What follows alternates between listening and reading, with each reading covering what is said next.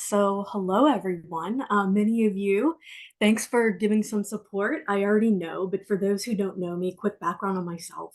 I've been in the data science, analytics, machine learning, AI, whatever we want to call it right now, whatever buzzword's hot, right? In this space for a little over 20 years. And I'm involved in multiple things on a few boards. Right now I'm studying for my PhD in space situational awareness, tech and AI, and orbital space debris. So I have a few different, things going on across the board. But one thing I wanted to do though is give a little intro to really why I'm here today and why I chose this topic. So very excited to talk about it because quite honestly, I was very skeptical. I was skeptical myself, and my initial impression of Gen AI in general, it just wasn't great. I mean, I'm saying skeptical, but that's kind of putting it mildly. I honestly thought it was some sort of like glorified summarization tool at its very best. And for me, prompt engineering, that was pretty much some kind of buzzword. I mean, and I was thinking, are we using this for some kind of like mundane task, like to replace Google searching where we're getting back a response every day? And the only difference is it's not maybe packaged nicely. But then we have to sit there and think, is this like giving me one big hallucination? And as far as brainstorming, it was hard for me to get on board that this thing is going to give me something truly innovative or something valuable. And right now, all I really knew about it was ChatGPT. And so again, I just really wasn't convinced on it at all. And I'm also, as I mentioned, I'm working on a bunch of different projects, researching for my PhD. So even though I'm in the field, as we know, it's changing so rapidly, I always felt like it was behind. So for me to then learn another tool I wasn't sold on, I didn't think it was a wise use of my time at all. But then one day for me, things kind of changed and sort of like snapped. And so I see some of my HBAP friends in the call, so you'll understand where I'm coming from here. But I finished up the Harvard Business Analytics program, and there was someone there who was an exec fellow, Marilee Mika, and she holds a AI product manager course. And so I enrolled in that May of last year. And so part of the course was we had to devise this AI product. And I'm not a product manager. So I have some background, of course, in the industry. I've been doing this, but I don't build products, right? And so the twist of the whole thing was we were strongly encouraged to use ChatGPT or Bard to assemble a thing. And so here I am thinking, wait a minute, I haven't really even used these tools at all. I'm skeptical. And I'm like, I don't know if I can do this thing, right? But I'm like, okay, of course, I love Marilee, I trust her, judgment. I'm like, okay, if she wants us to try this thing, I'm gonna try the thing. And so I basically cranked out this 20-page long thing, right, with like detailed product specs and blah blah blah. And so I ended up figuring out that this thing wasn't just being used for brainstorming, but I was able to develop an entire social listening platform of all things. And I basically pulled out market insights, competitor analysis, use cases, customer pain points, MVP features, roadmap, risks, even a technical architecture for a social listening platform. And I did it all literally with ChatGPT. And one thing I will say, of course, is because we have hallucinations, we fact check. I did do some finessing on it. So even now, I'm not going to say ChatGPT did the whole thing. It just like something inside me won't let me do that. But I'm going to tell you, I was proud of it. But the whole thing for me was, what did Marilee think about it, right? Because she's really the one that had to give me the feedback to kind of like say if it's good or not, right? And she basically came back and said the thing was quote unquote perfect, but a little too perfect, right? You could kind of tell there was some generation going on, but that's what kind of snapped in my head. And I said, wait a minute, this stuff might actually be useful in real life. And so I knew then if we can quote unquote wield this thing and it can be done by individuals that have some sort of a background foundation of knowledge, we can just augment our skills to new levels and new heights. And so, quite honestly, from there, I was really sold. And so that's kind of how I'm going to segue. And Antina, if you don't mind going to the first slide, I want to start touching on how accepted is Gen AI in academia and in industry and things like that. I'll start jumping in. Awesome. Thank you. Are you able to see the slide? Yeah, I can see. Thumbs up. Maybe can everybody else see the slides? I think we're good. Yeah. Yeah. So basically, jumping right in here, right? So not only is this sort of misconception out there that these tools are maybe powerless, what can we use these things for? So in academia and industry, there's also this thought of the tools are inherently unethical or it's automatically an equation to cheating. And I feel that that's starting to really misunderstand the potential of this stuff, right? And the potential of the role of this in the learning ecosystem. And so if we start changing that misconception and think of it as an enhancer rather than a shortcut, that's what's going to be beneficial. But with that being said, we have to really take the time to strategically employ this thoughtfully. And so that's when you could start to facilitate creativity, augment research capes, provide tailored support for students maybe that face different challenges. And so the ethical dilemma at that point maybe doesn't lie in the use of Gen AI per se, but really in that application to promote a genuine learning outcome. And I think that's where in academia, people start to get a little bit skeptical about these tools. And so that reliance on Gen AI that it might stifle, a student's creativity, their critical thinking, it's a misconception. And so even I can admit now, and I just admitted to you that I was pretty much using the tools for exactly that when I first started using it. And so this presumed like unethical, implication and the potential to really diminish a critical thinking aspect. To me, that's again based on a very limited view of the tools. And so these tools can really stimulate creativity. It can introduce students to whole diverse new perspectives, complex problem solving scenarios that they might not have encountered at all or think of otherwise. And so I think the key is, though, we really have to challenge students with novel questions, maybe personalize the questions to them so that it's sort of encouraging them to explore innovative solutions. And it can act as a catalyst for that whole creative process, that exploration, intellectual growth, and so on, right? And so, again, we got to think of this as a complementary tool and that it'll spark curiosity in the student and that that'll start encouraging some deeper engagement with the subject matter rather than this thing that's going to kind of halt learning and exploration in its tracks. And so, due to all these facts, misconceptions, many institutions and companies, I think they took a little bit of time to get on board with everything. But something I want to highlight here, though, is I did do some digging on some institutions and what do they say about Gen AI, right? Do they have any sort of statements or policies out there? And if you go out and start searching, I mean, there's tons of universities on board. I'm not going to name drop some of the ones I looked into, but I did want to bring up two that, what they said about this stuff, right? So that we can really kind of dive in. Are they on board or are they not on board kind of thing? And so one of the universities has a very general policy. And they basically were saying that, we know ChatGPT, Bard, Bing, all of these tools are running rampant out there, right? There's a buzz among faculty, students, they want to use these tools. But then of course cheating is referenced, right? They already start thinking into the cheating aspect. But then they kind of go back to a positive look on things and they say, but it's not all doom and gloom though. We're not going to say that. And then they basically said, excuse me, that it can be used as a positive boost to student writing, the research process, brainstorming, maybe help students sort of hone in on organizational skills. And they even went as far to say that, look, we know students are going to use it outside of the classroom. Okay. They're probably using it, like if they have some sort of internship or something, they're using it in workplaces outside of the classroom. So you have the option as faculty, you can completely forbid a student from using it, right? Or maybe give them some guidelines, maybe say they can use it to revise drafts, generate topic ideas, and it basically leaves the power in the faculty's hand at this point. And so, but one I found pretty interesting. And these are written by faculty, right? They basically said, look, you can use the tool to do your quote unquote thinking for the class, but I'm going to tell you right now, you're going to be wasting a huge and expensive. I love that they said you're going to be wasting your expensive, like your college tuition, to an opportunity to learn and think and communicate. So go ahead, cut corners. They basically said you're cutting corners here and you're going to regret losing the opportunity to develop your own thoughts and skills. And that's actually a policy that's put out there.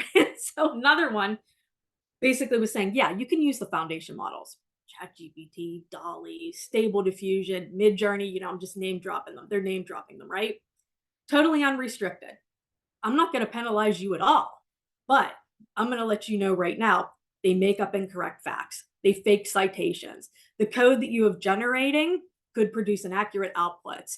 And image generation, by the way, can come up with something offensive. It's biased, in the gamut, right? And then they're like, and by the way, that's on your name, so you're responsible. And then they go into plagiarism. So it's like, again, it's one of these things where it's like, we're starting to move forward, but then we're moving back. And so one other one I wanted to bring up that I found interesting was focusing on the research process. And this one was good because they had a whole like long page about how you can use Gen AI in the research process. And they went through, you can use it in the lit review and, hypothesis generation, and they're going through all these ways you can use it.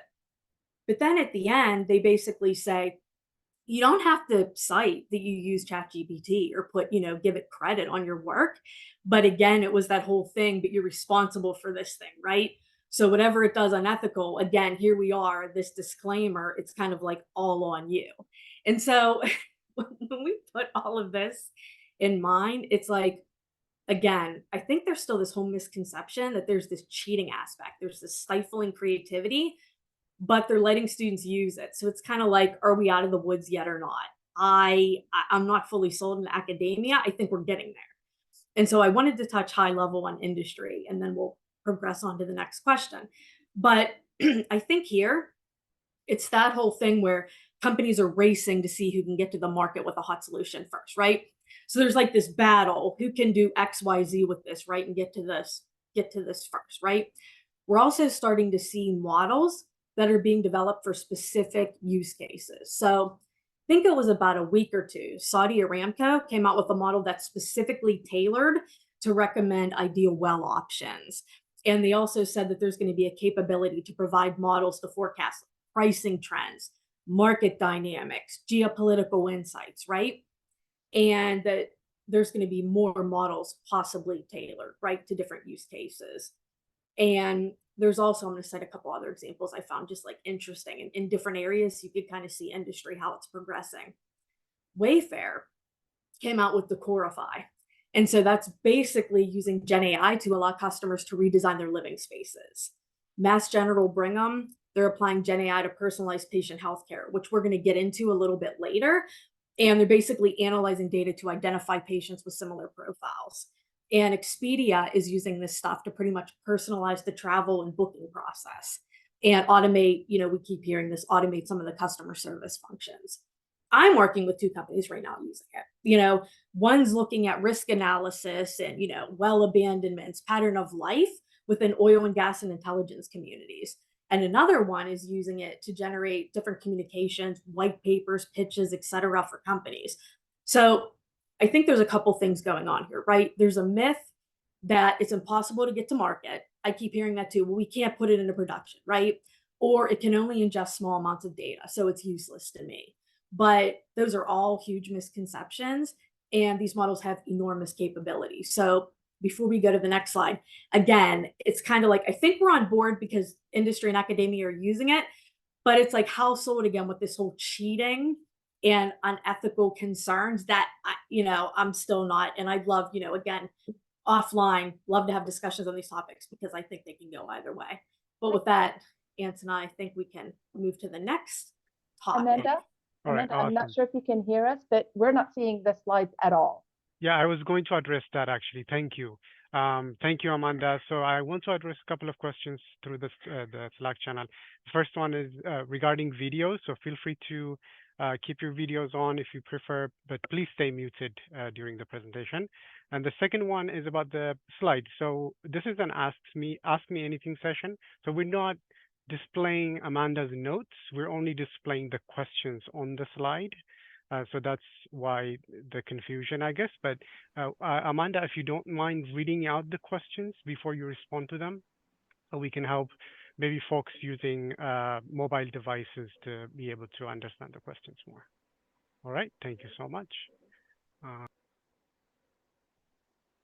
Moving on to the next question.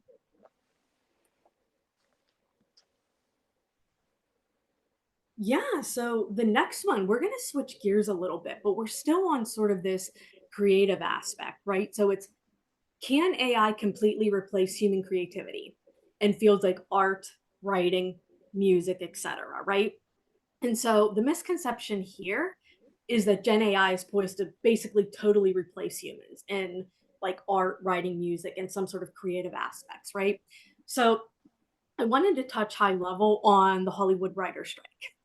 And so that started in May of last year. And basically, the Writers Guild of America went on strike, and it lasted. They claim it was the longest strike in history, but don't quote me on this. And it lasted a little over 140 days. And what a lot of people don't realize, I really didn't even realize it until I really dug in. And it affected my family, by the way. I have family in the production and different industries. But anyway, that was cited as one of the first major labor battles over Gen AI in the workplace. And that's interesting because ChatGPT was released back in November of 2022.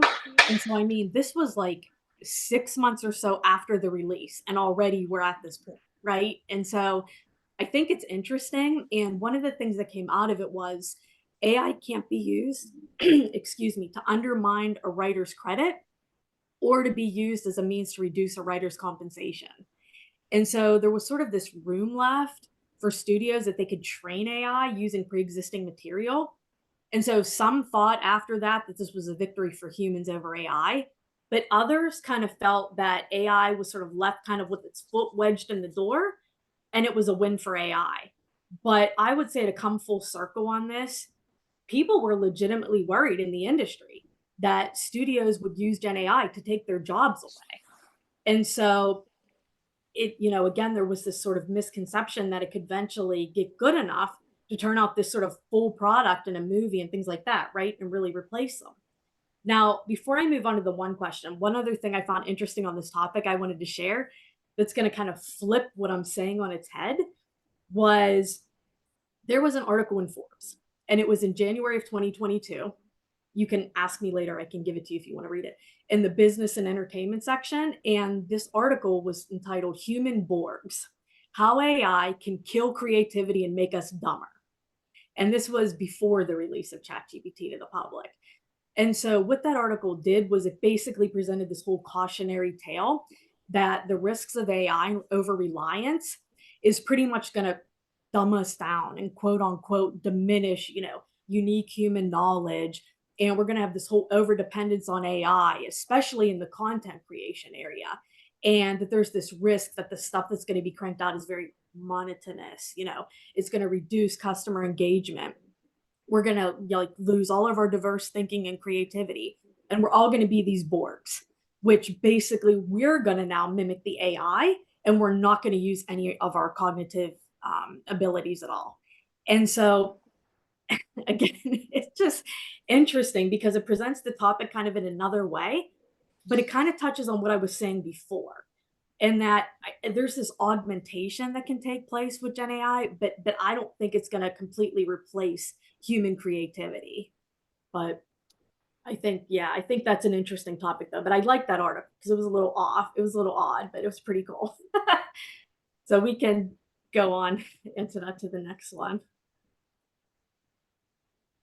So this one, I love this question here. So this one's about how can we distinguish between content generated by humans and that which is generated by AI? So I think a lot of us have this on our radar as a point of like nervousness, right? Like somebody can make a video of us doing something. I think, Taylor Swift had an issue. There's things going on with this whole deep fake concept. And so for those who are newer to AI, if you're not familiar with the whole deep fake, it's basically this digital manipulation that's created through forms of Gen AI. And it's raising ethical concerns because a lot of times humans aren't able to differentiate between what's actually there and what's fake. And so I think there's this misconception, at least there was, that we don't have a way to identify these deep fakes.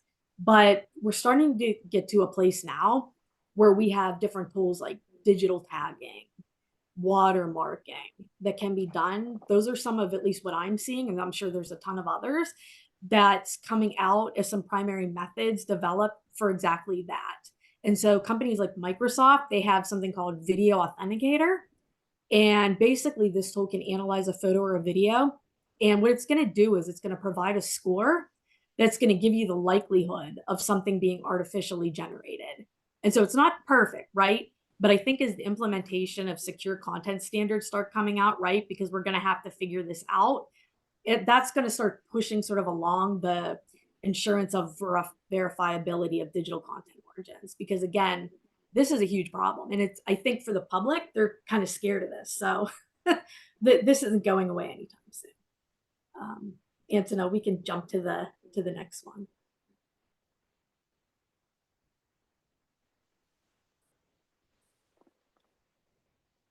So this is a fun one.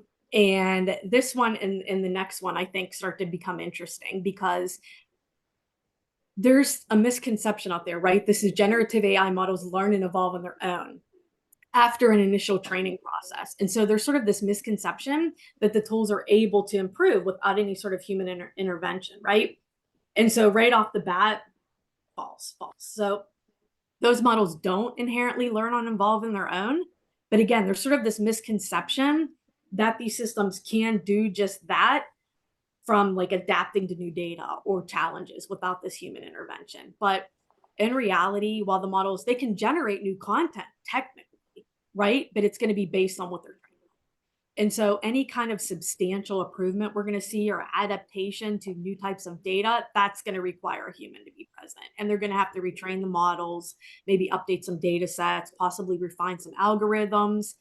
And that retraining process is what's really essential for the models to understand new patterns, improve accuracy, and expand their capabilities. And so, yeah, I mean, there can be some sort of automation that starts taking place here, but the idea still is it's not creating completely new data necessarily on top of this stuff. And then how do we know if it's even accurate? So there has to be some way that we're sort of looking into what this thing's generating with hallucinations and the whole 9 yards. And so that's when we start opening up a whole can of worms. And so there is a progression going on, right? But what I will say is this starts to hit in, and the next question is going to touch on this as well, but this starts to touch on the whole concept of AGI. And so artificial intelligence, anyone, not familiar with that sort of term, right? AGI, it's almost like this theoretical form of AI that possesses the ability, it can start, understanding, learning, and applying knowledge across a wide range of tasks, domains, pretty much mirrors cognitive abilities of a human. And unlike specialized Gen AI models that are designed for specific tasks and they require that human intervention for like retraining and improvement, AGI would be capable of learning, evolving, adapting really autonomously without that direct human insight that I was mentioning. And so there's sort of this misunderstanding and misconception that AI right now, or Gen AI, has the ability to self-improve without any human intervention. And that's often a confusion about the capes of current AI tech. And so, like, much more advanced and still hypothetical concept of AGI, it's like two totally different things. And so I'll say that AI today is powerful, right? It's becoming increasingly sophisticated, but it's operating within the confines of its programming and training data. So you have to think of AGI as like this whole different level of cognitive flexibility, autonomy. I mean, it would be able to independently acquire new skills, new knowledge, adjust to new environments. And it's like this wide, deep, and just like mind-blowing thing, right? An understanding of the world. And so what I will say before we move to the next question that digs a little deeper is I have seen, and others, you might be more quote unquote experts on this thing, but I've seen like in the rumor mill, OpenAI has QStar, right? And so what they're basically saying there is it's like a closer breakthrough to AGI. And so basically what that is it's given vast computing resources. I mean, vast, right? And this new model was able to solve different mathematical problems. What exactly they are, again, I haven't done a lot of digging. I don't know. Is it just the rumor mill buzzing? But the next question, we're going to dig a little bit deeper into, the scary, AGI stuff. So Antona, you can progress to the next one. So this next one is the fun one. This is, is there a risk that Gen AI could become uncontrollable, leading to unforeseen and potentially catastrophic outcomes? And the misconception here is there's this significant risk that AI is going to become self-aware and it's going to turn against humanity, right? And so this is when we start getting into the Terminator effect here. And so this hits directly on this whole AGI that I was talking about. And so that hitting that is going to be a significant step beyond current generative, AI capabilities right now. And again, they're typically specialized. So I mentioned before, we're seeing Gen AI models created for specific industries and use cases, not this wide range of AGI. And so I would even be the one to argue, and we could have this debate, at some point, but that we're actually stepping further away with what I'm seeing from AGI based on the models that are coming out that are very targeted. The Gen AI models very targeted to specific tasks, industries, and use cases. And so that whole fear that AI could become self-aware, turn against humanity, I feel like largely stems from like speculative science fiction rather than where we're currently at technically, like the realities and the projections. So again, Gen AI models now, they're operating under very strict limitations set by their programming and training data. I mean, they lack, as much as we want to think they have it, they lack consciousness, self-awareness, and that autonomy that we would really need to pose that kind of risk. And one thing I would say, if we ever start getting to that point, I mean, that's going to introduce theoretical risks that are taken seriously by researchers and ethicists in the field. And so the AI community as a whole, I mean, we've been emphasizing, right, the need for ethical guidelines and safety measures to protect against literally exactly this stuff, right? And respecting like privacy, fairness, and avoiding harm. But a key to that is we need to provide transparency. I mean, we know that making AI systems operations understandable to humans and ensuring decisions made by the AI can be explained and scrutinized is like of paramount importance. And so this kind of touches on how we're trying to rid that whole black box phenomenon that we saw and that mentality with models and their development. And I mean, that's been going on forever, right? And so it's like no one knows in that case how this model was being built, even the people that were programming this stuff. I mean, and that's just not acceptable, right? To keep away from these kind of situations. So we really need to focus on like control and maintaining these systems so that they don't sort of start operating outside of their intended scopes. I mean, to achieve that, you need collaboration, right? So you need to global, I mean, and this stuff's on like a global scale, right? AI researchers, developers, now you're going to start to get into policymakers, right? That we all need to work together to establish some sort of norms, regs, and start guiding the safe and also beneficial, right? We need this to benefit us. Development of AI tech, I mean, that's extremely important, but it's a focus for all of us in the industry. And so, again, I understand there's this notion of it becoming uncontrollable. I mean, we're even seeing it on the media. I've seen individuals, come up to the media and basically say this could happen. But I gave all that disclaimer, right? So, a bunch of my friends are here. Thanks again for the support. But I did do a little poll on LinkedIn after I saw someone who's a big wig in the AI industry. And they said some things that kind of shook me up a little bit, and I wasn't on board with them. So I did a poll on LinkedIn. Now, it wasn't huge. Okay, full disclosure. A little under 70 people responded to it, but I literally asked the question. I said, is AI going to be the Terminator? And I was like, and when? And so the key to this poll is, yeah, it was about 67, 68 people, but they were people that work in the data science and AI community. So they do have a stake in this, and I really valued their opinion, right? And so the results of that thing were, though, 18% of people thought that AI could be the Terminator in the next decade. Okay. 21% said in the next 11 to 20 years. So I had 39% of people within this community that were on the AGI bandwagon. Okay. So that I found that interesting. Now, 33% said, not in my lifetime, but possibly, right? I don't know what's going to happen with that kind of thing. Now, full disclosure for me, I was in the camp, I think you can tell by how I'm speaking today. I was in the camp that 28% of us, it's never going to happen. Whether I'm here or gone, it's just not going to happen. But I found that interesting because there's a lot of buzz around this and people are divided in the community. So, we can try all we want, but all we can do is watch this stuff, right? So I found that interesting. I think I'm going to do that poll again as, like let's say there's big developments in the industry.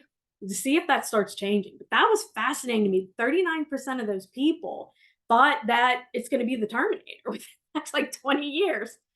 But anyway, I'll go away a little bit of the doom and gloom and pick a different topic. Antonella, we could go to the next the next question. So this one is a very important question, right, for all of us. So with the usage of these tools, does the use of Gen AI in healthcare risk depersonalizing the patient care, right? So there's this sort of thought process that AI poses a threat to reduce that human touch in medical services. And so what I would say here is AI really, and Gen AI, that's our topic here today, right? It's sort of becoming a new medical assistant, if anything, to doctors. And so, I feel like that's a misconception. It's actually allowing for more personalization of care, not less. And so I have a friend who's been working in the biotech healthcare industry for many, many years. So he's a top voice in AI in the healthcare industry. And his view on generative AI is that it can ease doctors' workloads while it can also harness that sort of wealth of unstructured data and patient notes. It's kind of just waiting to be, sort of sifted through in this personalization stuff, right? And one thing I wanted to know just high level on this, right? Patients have these fears. Doctors actually have the fears they're going to be replaced. And so, I mean, this isn't just a sentiment in the tech community where we're constantly worried about our jobs, do we have to look over our shoulder? It's in other industries as well. So this is all, pretty fascinating stuff. But I found a poll, and again, I can share these things, offline later, but done by Pew Research. And it found that many Americans are uneasy about Gen AI and AI in healthcare as a whole. But I want to preference this that was done like last year at this time. So we know how this stuff's evolving. So be interested to see, what they're thinking now. But when they did the poll, 6 in 10 US adults said they would feel uncomfortable if their own healthcare provider relied on AI to do things like diagnose their diseases, recommend treatments. And 57% said pretty much this. They said that they're worried that their relationship will start eroding with their healthcare provider. And so it's interesting to see, what people are actually thinking about this stuff. But again, there's different areas here where you could use Gen AI to strengthen that patient-doctor relationship. And one of it is pretty much personalization, right? Personalization of communications. So we can think of Gen AI as sort of a way to analyze a patient's, full medical history, their preferences, behavior patterns. We can start crafting personalized health reminders to them, advice, educational content for the patients. And so that personalized approach, I feel like, is going to start making the patients feel more understood. They're going to start feeling more valued. And I think that's what's going to actually enhance that trust and engagement with that provider. And so, again, we also hear with this, right? Gen AI can help automate routine tasks. So that's not going to go away, and so we have like the AI powered virtual assistant. I mean, those can provide questions and answers, right? Well, I should say answers for patients 24/7 while the healthcare provider is not there, right? But what this can also do is start creating a shared role for the patient and the provider and the decision making process, because it can start providing really personalized information and options to patients in a way they can actually understand. And so that can actually help patients becoming more empowered in their healthcare decisions. And so again, that's when you're going to start really fostering this relationship and a stronger partnership with your doctor. And so I think, Antonella, we can go to the next one here. This is very important in our discussion. So for those of you who can't see the slide, so this question here is touching on, could generative AI exacerbate social inequalities, right? By being accessible only to the wealthy. And so there's this sort of, it's scary and a misconception that AI is going to increase social, digital, and financial inequalities between pretty much globally. And so one thing I wanted to note about this is that I actually went to, it was actually a Gen AI roundtable here in New York City. And the question came up. And it was interesting because this wasn't something like, you get a pat on the back if you say you want to help globally. I mean, we were supposed to keep everything we discussed like hush hush inside of those internal walls.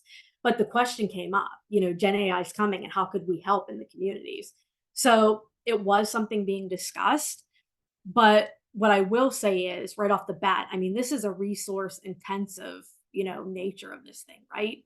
And that could start widening social inequalities as its development and deployment. It could start being concentrated among these wealthy corporations. I mean, some of the training of this stuff isn't cheap, right? And so but what I will say is though, we see companies like Google, for example, actually dedicating time and money into these underdeveloped countries to bring tech to them. So there is starting to be this emerging focus on this, developing policies, providing funding mechanisms that support equitable AI access. Governments are starting to come on board. But with that being said, though, we also have to look at and watch that there's some hurdles to this, right? Some governments we know are taking action to actually crack down on that free flow of information idea. So that's an issue and a roadblock, right? And there's also some increase of government surveillance. And there's also some restrictions of access to like cross-border internet services, right? But I think the way we're going to combat this is we stick to it, right? You have to hold to the fire companies that, have the resources to do this, right? Bring awareness to it. Make sure it's prioritized and on the radar, because other than that, this is going to be tough. But that's how we're going to move the needle on this and make sure this doesn't become a huge problem. So I think with that, Antonella, we can move to the next one. So I think this one we did sort of touch on a bit in the beginning, but this one is about the integration of Gen AI in education. Does it start to devalue that human teaching? And does it devalue your learning experience? And so there's this sort of threat and misconception that AI can pose the threat of replacing the inherently like the human experience, right, within teaching. And so thoughts on this are, again, there's that whole augmentation, right? So we can augment that experience rather than replace the humans. And right now, we already have courses doing this. I'm an advisor for a program. They're using deepfakes and all the modules for the professors that are going through the asynchronous materials. We could go ahead and name drop David Malin, right? CompSci CS50. So, I mean, they began using Gen AI to provide personalized support, guidance to students. So in that particular example, students can use AI to find bugs in their code, get feedback on the design of their computer programs. So there's actually a huge opportunity here for teachers to spend classroom time having more like free-flowing discussions with students, right? And idea sharing, rather than just taking that time to just sort of lecture, right? And just kind of basically they're acting like the AI when they're doing that, right? And it's funny because there's this misconception, but actually, as they're just lecturing and not having that free flow discussion, that's when I feel like you're starting to stifle the creativity or the freedom for this relationship building and stuff like that with your professor. So I think this is also an interesting one. Antona, you could jump to the next one. So this one is scary and interesting at the same time. So this one, excuse me, is what are the ethical concerns associated with the use of AI for military purposes? Okay, and so now we have this misconception, the deployment of AI in military, like autonomous weapons. And what's happening is, again, it's almost this Terminator effect, right? But portrayed a bit differently because this is the military using this stuff, right? And what's going to happen with this? What's the result of this, right? And so I did some looking into this, and about a month ago, there was thought piece put out by Defense One and GovExec. So if you're not familiar with them, they basically put out thought pieces from the broader national security community in the United States, right? So they basically put out a disclaimer that autonomous weapons are coming. Okay, so we are experimenting with them, right? So you're not like in the shock value. And so what they're experimenting with, one of the ways I should say, right? Aerial and naval craft. And they're paving the way for low-cost attack drones and new tactics that do feature AI in key roles. So the Navy and the Air Force have been experimenting with this. And, again, it's this whole, they might do it, employ autonomous weapons, but they're going to do it responsibly, right? When they are doing this stuff, right? And so one of the examples they mentioned was they had an unmanned surface vessel and an unmanned air vessel, and they were able to talk to each other. And so they created these targets for international partner missiles and whatever, and they were able to shoot all of the targets with 100% accuracy. And another way they mentioned they were, potentially using this stuff is to prevent hostile attempts to interfere with international shipping. But when we're having this discussion, though, it's important to note, though, that the US, like for us, for example, here in the US, they're looking to set international norms for responsible use, right? And they want to bring in European partners for this, right? Because this is a global thing. This isn't something that just one country or place can do, right? Or be responsible for. So if you want to keep looking into this, though, there actually is a declaration on this, and it's the responsible military use of artificial intelligence and autonomy. And the Department of Defense here in the States, they recently revised the policy they had because they basically worded it in a way that kind of did look like the Terminator. And so citizens were like, wait a minute, what's exactly happening here? But the point is they went back in and revamped it. And they made sure they basically said, there is going to be a senior review. There's going to be a person actually looking into this stuff. But again, the goal here is, the US is looking to set international sort of norms for responsible military development of it. I mean, so that's, showing their commitment to developing and employing these things in a manner that's like reducing miscalculation, right? Unpredictable behavior, like keeping that sort of human in the loop. And I mean, to do that though, yeah, well, let me take a step back. So we know that when we use these things, right, there is like tactical advantages, there's operational efficiencies, but I mean, we need to have the checks and balances in place. We need to think of the ethical considerations. We need to have control mechanisms. I mean, we need international, players here, right? That we can't just delegate critical ethical decisions like tomorrow in the hands of robots, right? So we can totally mitigate this. But if you start looking in and reading to this, I mean, I don't think I think it's going to debunk your misconception that tomorrow we have the Terminator from at least our military in the United States. So, so that's a little reassuring. But Antonella, we can skip to the next one. So this one's about personalized advertising, right? So this one is, how is Gen AI shaping the future of personalized advertising and consumer privacy? So what's happening here is there's this misconception that Gen AI is going to pretty much create bigger invasions of privacy. So it's like a bad thing, right? So yeah, so I'd say there is a shift happening with the usage of Gen AI within personalized advertising. So again, there's this creation of highly targeted, customized content, right? To individuals and things like that based on their, preferences, behaviors.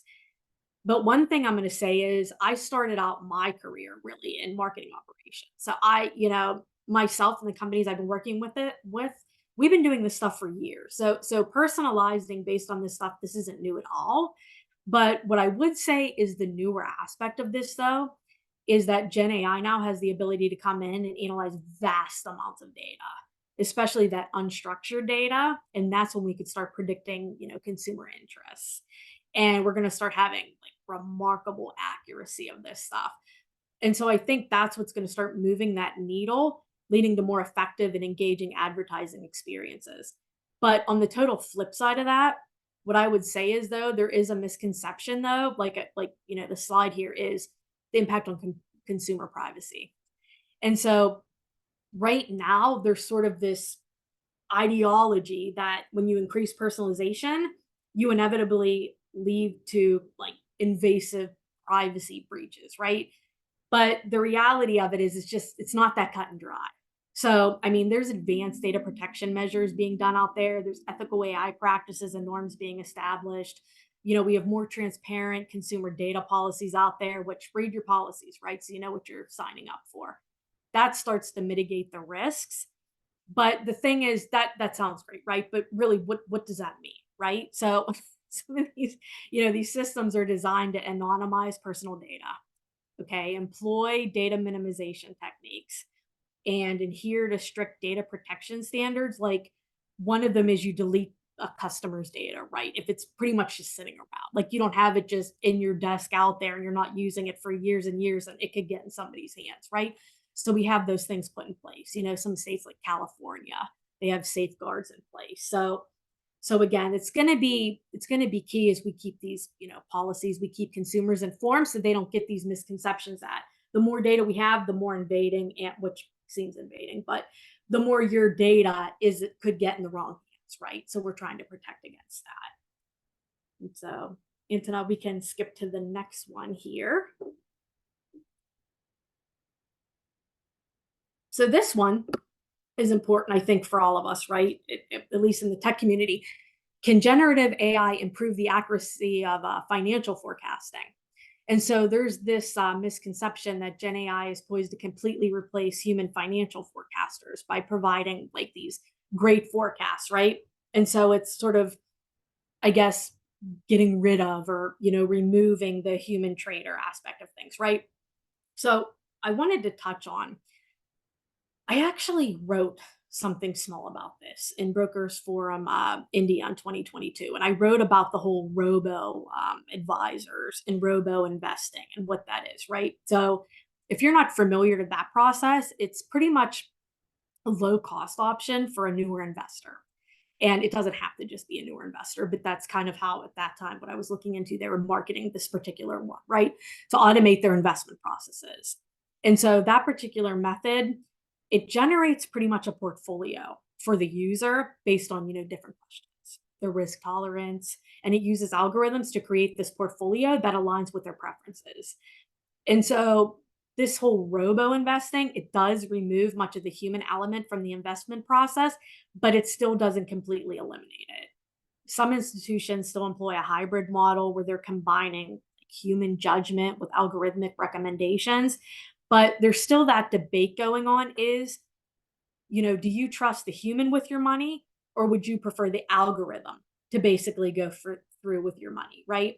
And so again, you have to sort of weigh these, risks, right? So some rely on the advisors because they take on typically, riskier, potentially higher reward investments. Algorithms might excel in like processing the vast data, right? We've been saying that is a theme throughout, and executing trades that could be considered optimal more in the long run, maybe. And so some may argue they're removing the human emotional factor, bias, blah, blah, blah. But for me, as far as I'm concerned, if you're using the algorithm, the human built the algorithm. So whether it's the person or the algorithm, you're still going to have a level of bias. But anyway, it's an interesting debate on, kind of who do you trust your money with, right? But right now, I think there's still the human in the loop. So that's kind of debunking that one. And with that, I think we are on to the last topic here. So I will admit, I saved the best for last here because this is something, those that know me, I'm very passionate about this. So this one is, what are the ethical considerations of using Gen AI in surveillance and law enforcement? And so this one here is, there's a misconception that generative AI perpetuates existing biases in surveillance and law enforcement. Okay, so like I said, this is my favorite part here because now I can really like dig in here. So yes, okay. Gen AI can help law enforcement identify people and places that are most likely to be involved in crime. Okay. AI can be used for surveillance. We know that it's being done. Monitoring crowds for anomalies, evaluating video footage in crime, applying facial recognition. These systems can be used to compare data from multiple crimes to determine if the same person committed them. It can predict the criminal's next move. AI can be used to improve communication with the public, like, the whole chat bots we keep hearing about, right? Answer questions, share emergency information.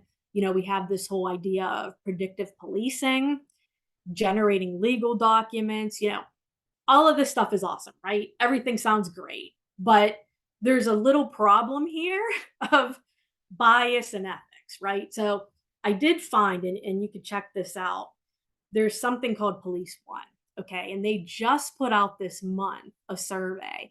And literally, I'm new to this site as well, but from what I saw, it's a website that pretty much provides law enforcement with resources to help pretty much them stay safe and protect their communities. And so basically, this site also has like a million registered members sort of boasting on the site.